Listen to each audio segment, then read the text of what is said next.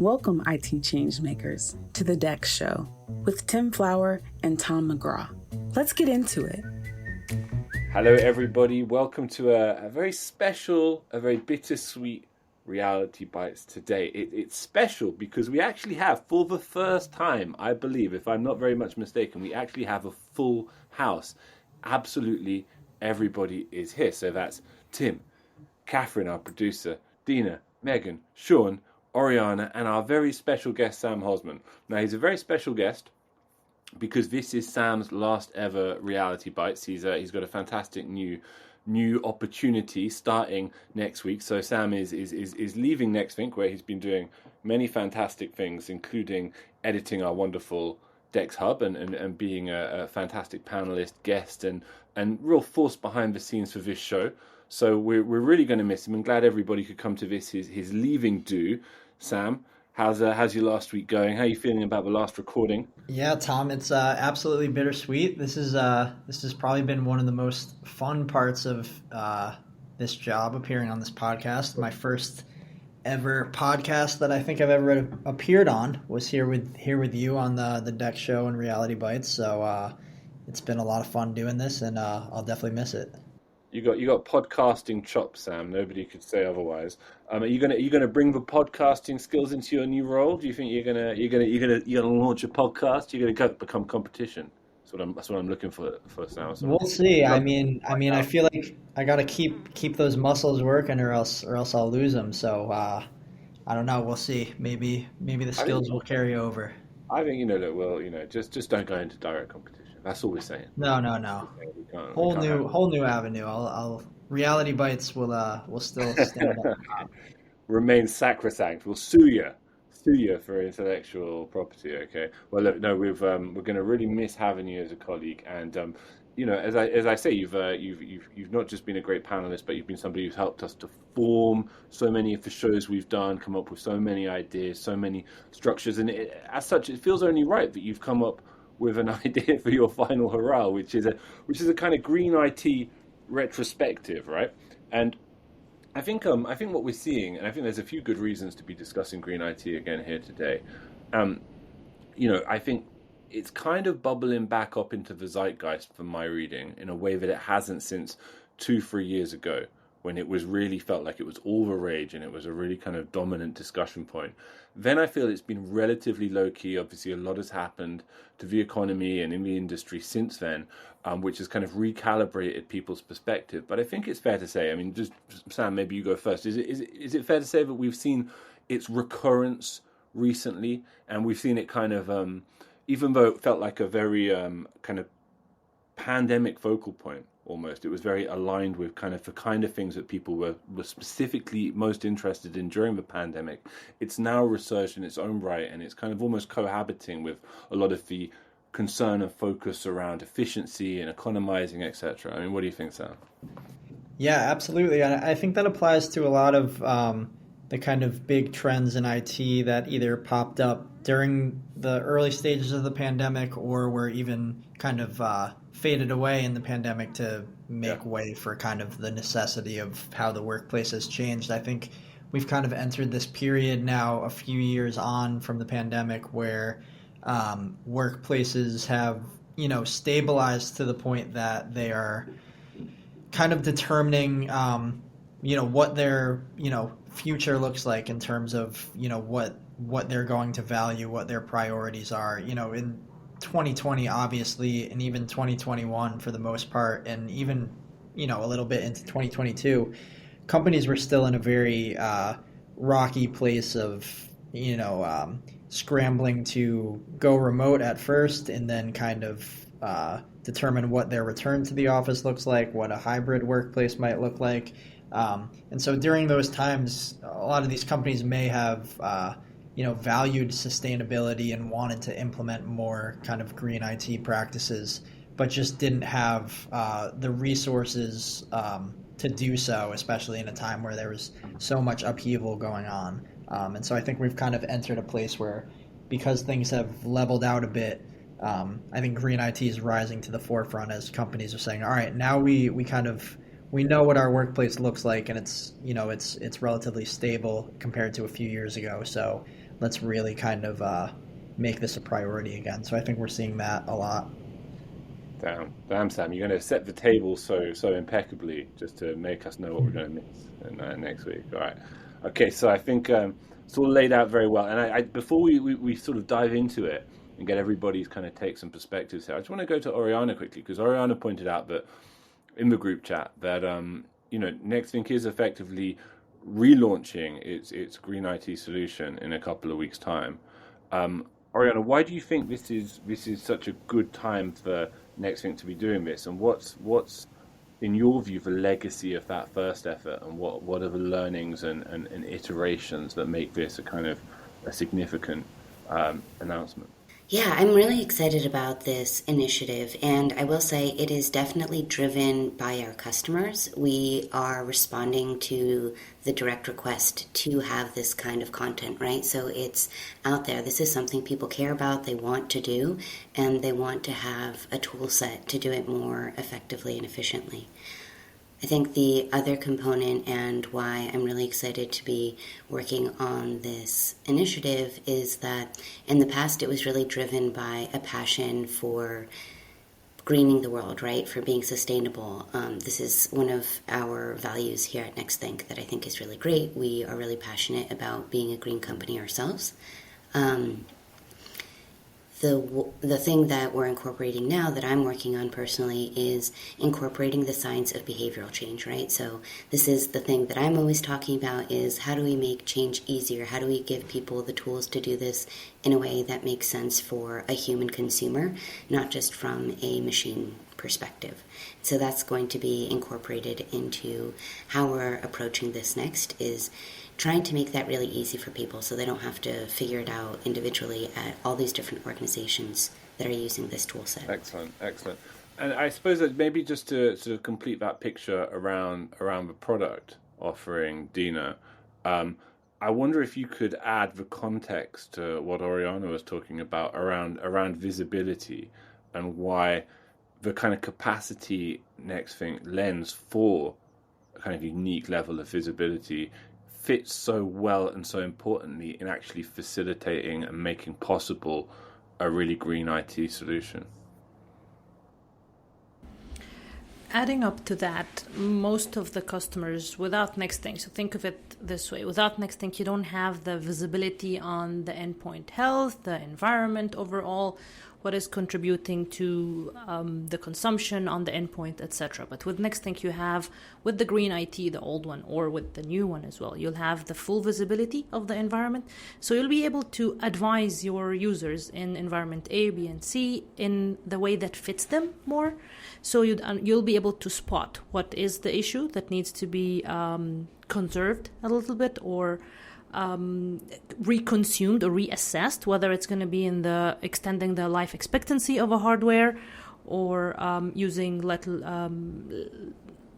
charging less, or expanding the battery life, etc., etc. So depending on every environment, visibility is key here.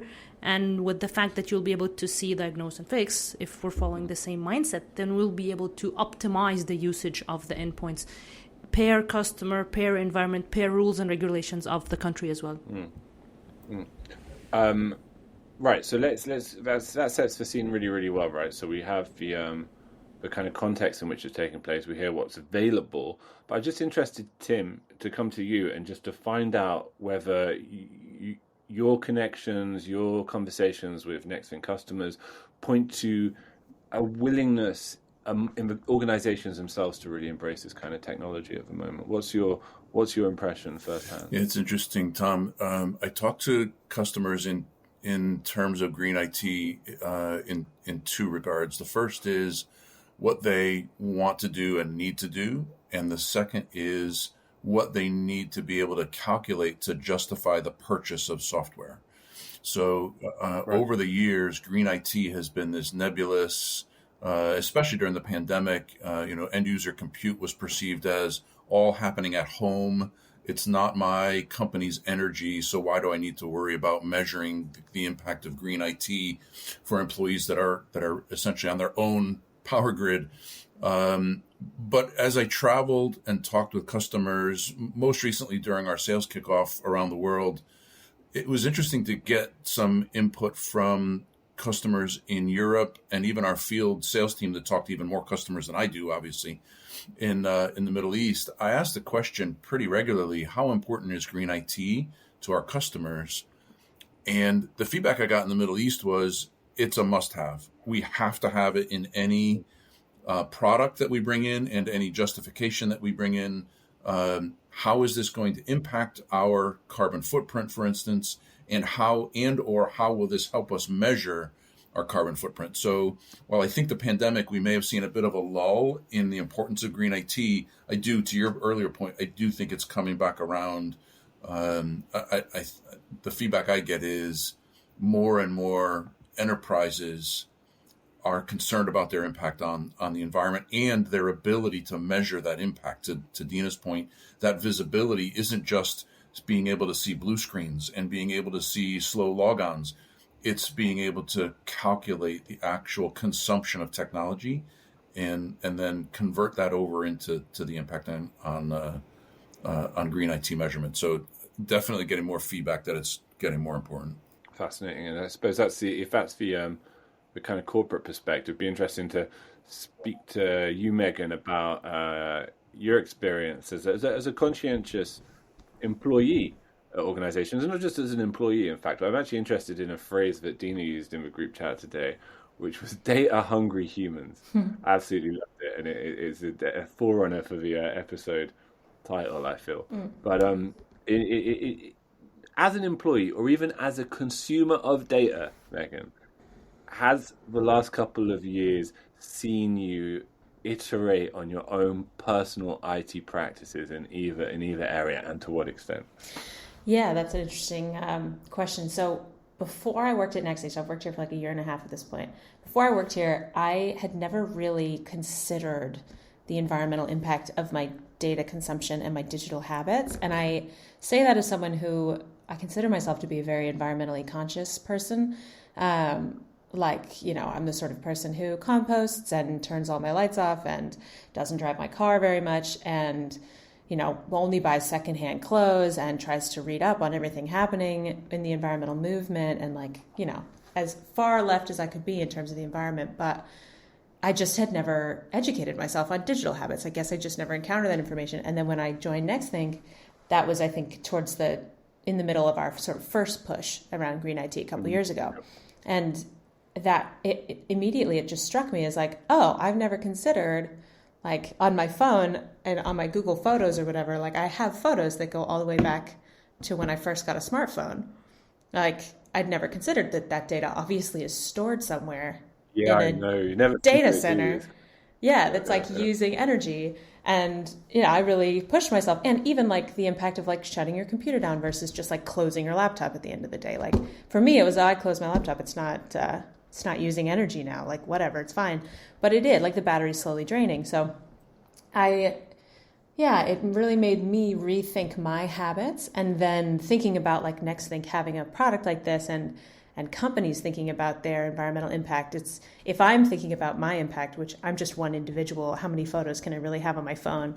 So, but and you think about that at the corporate scale, and it's a huge environmental impact. So I think having products like what Nexthink is offering it's really cool for me as an environmental employee to think that a company would be taking that step and looking into that and actually seeking that data to understand the environmental impact of all of their employees collectively and of all their endpoints, and trying to mitigate that through behavior change or policy or whatever it is. So yeah, it's been an interesting journey of education for me, and it's something that now I like to tell everybody about. I thought about the exact same thing, Megan, the story about photos being the elder on the call. I can't imagine that any of you actually had a photo album or even know what a photo album is if it's not digital. I did too. I'm not so far from But that's how you used to take a picture, you'd get it developed, you'd put it in a photo album, you'd put it on the bookshelf.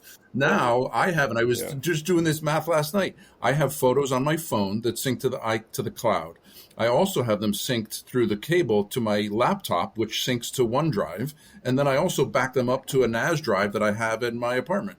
So I have photos in 5 places, and I'm sure that any single place is not identical to the others.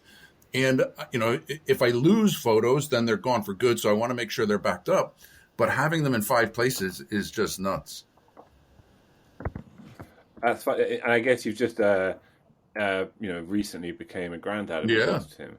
So I guess the amount of photos you're now They're receiving multiplying. on a daily Not only do I have my photos, I have other people's photos.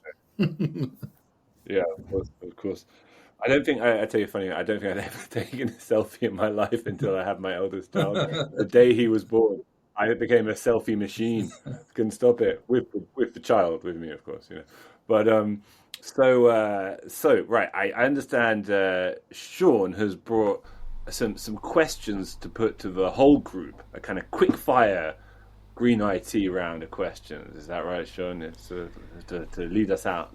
Yeah, I suppose so. So I think we've been talking about there's a huge, bigger topic with climate change, and then a more practical issue that we're facing, like just within the corporate sector, and how our company deals with endpoints and helps IT departments. I guess, what are some of the ways, this is a question to the experts, that we can help different companies deal with their endpoints to not only, reverse climate change in a way, but also save money at the same time? I can even just list a couple right off the top of your heads, just so we kind of have a better idea.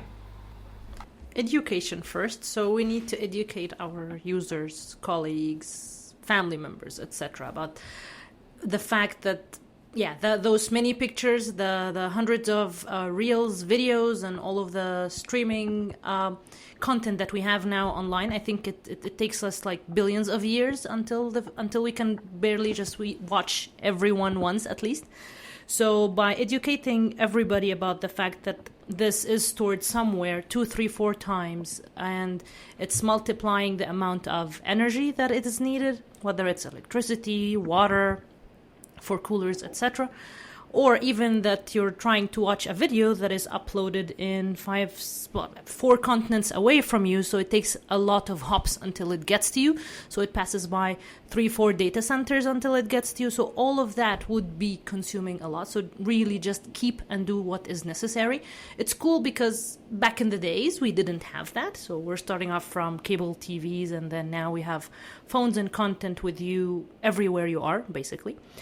So the fact that now we start with education, I think this is the key to changing the human behavior, so we can be less data hungry humans, right? Yeah, I put them into a couple of different buckets. We've been talking a lot about storage items, the photos, the emails. I have emails going back way too long. Technically, you should be able to go in and delete everything that's, I would say, over a year old. If the email's over a year old and you need to find it, they're going to have to send it again. And those widgets that we hang on to take storage in a data center with a hard drive, an array spinning and consuming power, and then it ages and it needs to be refreshed. So I put it kind of into storage and data center. Another piece is power consumption.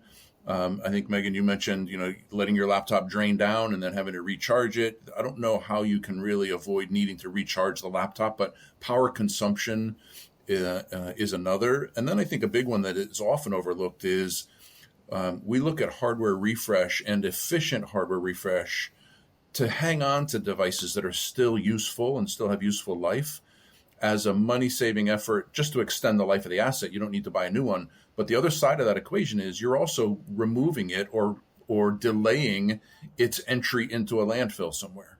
So proper and full exercising use of an asset to prevent it going into a landfill before its time, I think, is an important one too. I don't have any other questions, but it does kind of gel nicely with past research we've done with our own anonymous data, where we looked at, I think it was close to 3.5 million anonymous devices from our customers, and found that a lot of things influence the startup time, which thus impacted the emissions. So we were able to find out that just through a few configuration changes, we were able to decrease these long startup times and not only make people more productive, but cut down on emissions as well and save some money. So that makes a lot of sense with what you guys have been saying.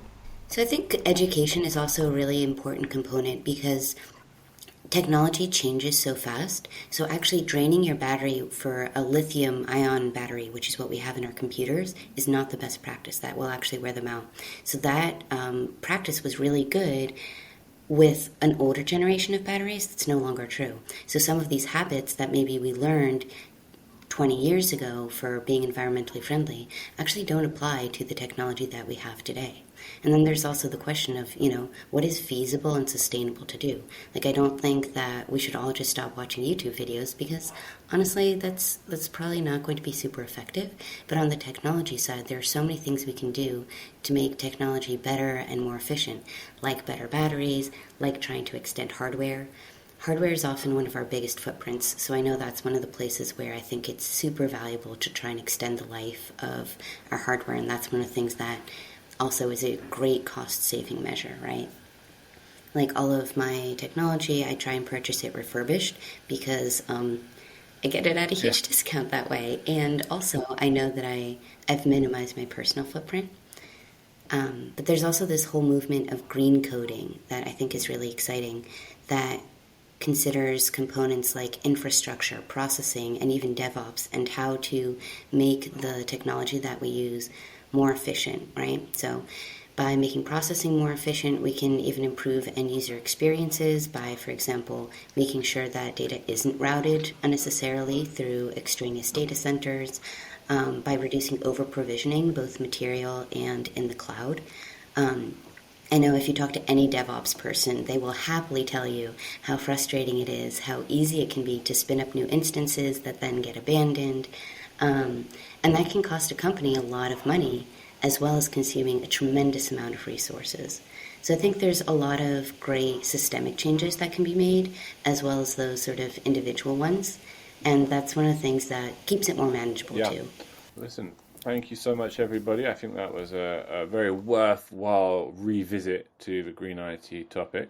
And thank you, Sam, for thinking of it. And thank you, Sam, for everything you've done on the show. I think we should all say goodbye. Goodbye, Sam. Bye, Sam. Bye, Sam. Goodbye, Sam. Thanks, everybody. To make sure that you never miss an episode, subscribe to the show in Apple Podcasts, Spotify, or your favorite podcast player. And if you're listening on Apple Podcasts, make sure to leave a rating of the show. Just tap the number of stars you think the podcast deserves. If you'd like to learn more about how Nexthink can help you improve your digital employee experience, head over to nexthink.com. Thank you so much for listening. Until next time.